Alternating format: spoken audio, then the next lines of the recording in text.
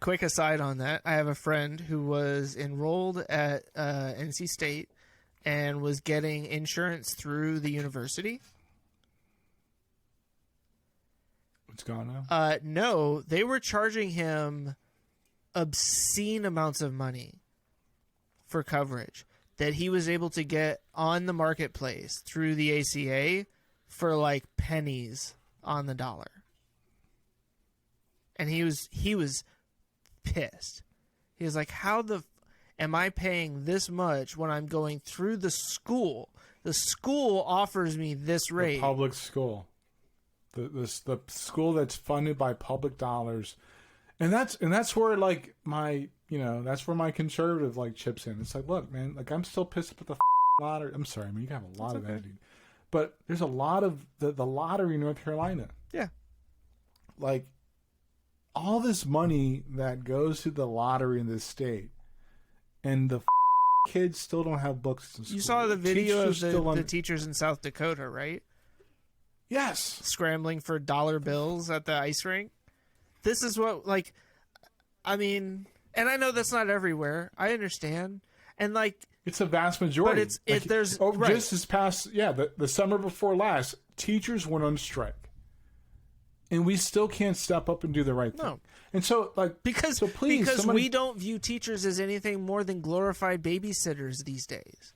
And I say we. I do not include myself or Andre in that because I personally greatly appreciate the job that teachers do. I'm not saying all teachers are perfect or all teachers are great, but I understand that you deal with all of our kids on a regular basis in a sense that we don't have to. And you're trying to teach them and help them grow into individuals. Like, this is a co-parenting relationship as much as it is anything. It's complicated. It's complicated. It makes no sense. Now, I'll challenge you on that. I don't think it's complicated, but it is complex.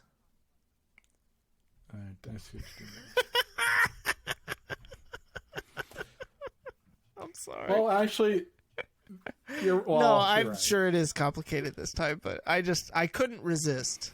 The thing I can't get around is that, a lot of funding for schools has to do on local property taxes. Yeah. But we all get the same pot from the federal government for whatever. And I think it's like 40% on average that actually funds school systems. But in the state North Carolina, where I keep saying like the average income is different from the median income here, and I use those two things, and even though they technically mean the same thing, I use them interchangeably so I can think about them in a different way. So you take average income and median income are not the same. Well, if you look at because the median is what number appears in the middle of the group. In the middle. The average is average, But in most counties in this state, it's very similar in a lot of cases. They're very similar, right? So I'm very intent on seeing the differences of those, right? I understand the definition. No, I know you do. I just okay. All right. Are we splitting hairs here? So we might be. I just saw something about Morrisville being the #1 city to live in North Carolina. You know, which one? The average income at Morrisville. Ugh. Yeah. Give me Cary or Apex, but don't stick me in that armpit called 104,000, 103,000 a year is the annual household income in Morrisville. So I say that to say this. Morrisville is actually like the city that has not been annexed by Cary yet. That's it. Yeah. And Durham wants nothing to do with it because they have their own problems. Yeah. But we're talking a sliver of this state that is probably comparable to like a East Coast or Northeast salary. But the whole reason that area is desirable to move to is because it doesn't carry the same housing prices quite property tax. Property taxes, right?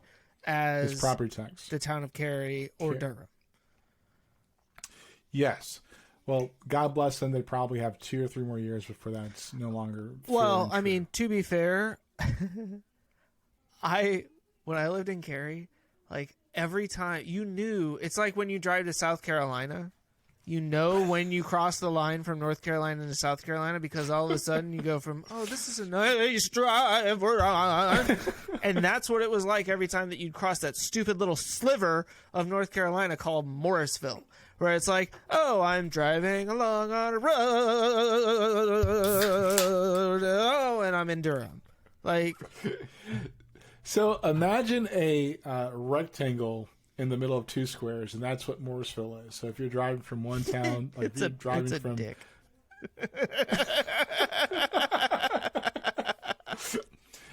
So to bring it back to my point, like we talk about the educational system, and if a majority of the gap between federal and state funds in education is local property taxes, we still have, I don't know, 97% of the counties that can't afford to actually foot the bill to pay teachers fairly.